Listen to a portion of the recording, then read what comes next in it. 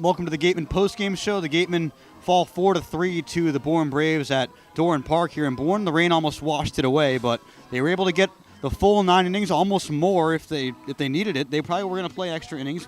No rain late in the game, but a walk-off single from Grant Williams in the bottom half of the ninth does it for the Gatemen.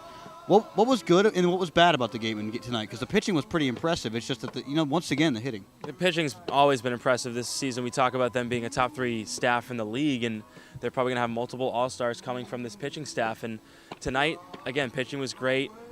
It was just the hitting that consistently has just not been there. You talk about the ninth inning leaving runners in scoring position. The Gatemen left 2 runners at second and third in scoring position in the ninth inning. There's a chance to get up a 1 run here on the Bourne Braves at Doran Park, and you can't do it. Then in the bottom of the ninth, Jamison Hanna scores on the Grant Williams RBI walk-off single, and that's kind of how it plays out. Last time, the Gatemen were here at Doran Park, they got the win. This time it doesn't work out, and walk-offs here at Doran Park have been kind of an issue the past couple of years. Yeah, of course, last year, the end of the season, and today, defense seems to be a direct correlation with losses for the Wareham Gatemen. Yeah, count them 4 outs tonight for the Gatemen. 4 and errors. 4 errors. Oh my goodness, sorry. Way more outs. Yeah, 27 of them. But the four errors, they really plagued the Gatemen. On the other side, Bourne did have 3.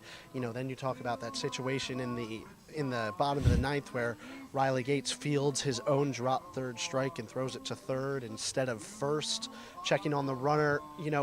Some of these did not go down as errors, including John Topa slipping out in left field in the second inning.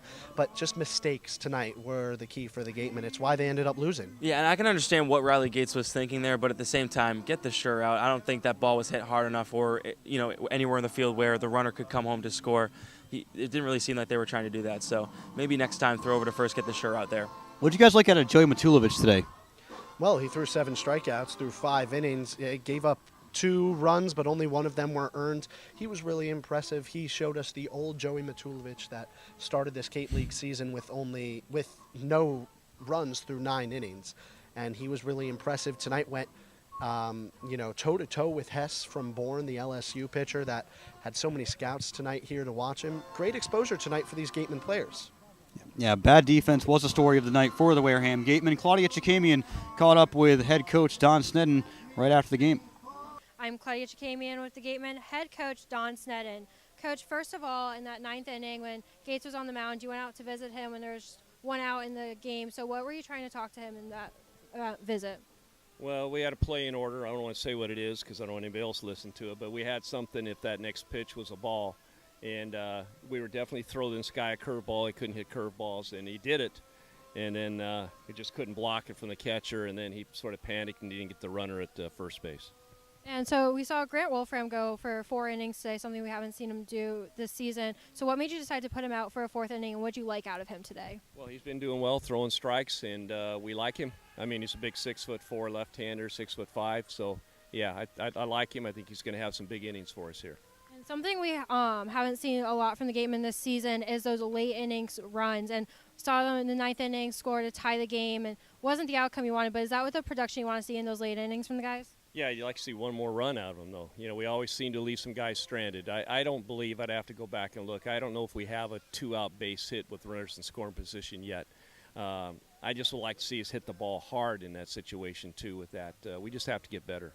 So is that something you're going to try and work on, especially over these next few days, hopefully? I don't know how to work on that except in game situations, so hopefully you just get better when we're in the games on that and learn how to control their emotions and stay focused and not try to do too much. We definitely get ourselves out in those situations sometimes. And there was some sloppy play in the field, a lot of errors committed tonight. So do you think the rain and any of that had an effect on it? And was this a tough situation to play in today? Yeah, I don't think so. With that, we just played sloppy, and we can't do that. We're not a big offensive team, so we have to have good defense, and our pitching will keep us in games. But when we make errors and they score, we're going to be in trouble. Great. Thanks, Coach. Thanks, Claudia. The Gatemen, fall 4-3 to the Braves tonight.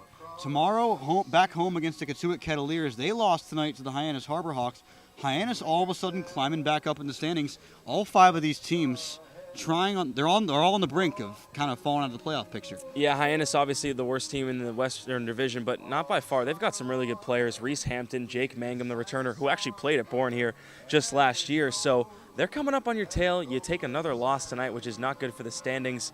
Katuitt does, you lose. So, I mean, that's your first place team. So it's all really, really close. The Eastern Division a little bit more separated than the West, but not by much. So watch out. Yeah, the East has certainly been impressive. What are you expecting to see out of Katuitt bouncing back from a loss? A lot of good players on that team.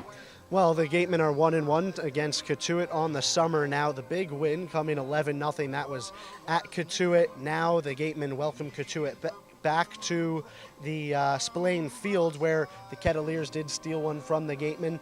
So tonight was the first night, guys, that the Gatemen scored 3 runs since Saturday. So we've now seen 4 games, in that 3-run or less margin, and that's something the Gatemen need to improve. They always have their breakout games, maybe once or twice a week offensively. They are really due. And you mentioned that 11-0 win versus Katuitt the last time out. The Gatemen, they scored 13 against this Bourne team on July 4th or 5th. 5th, I believe it was. They haven't scored double digits since that game. Yeah. So they also there's no RBI hits for the Gatemen since Saturday against Falmouth.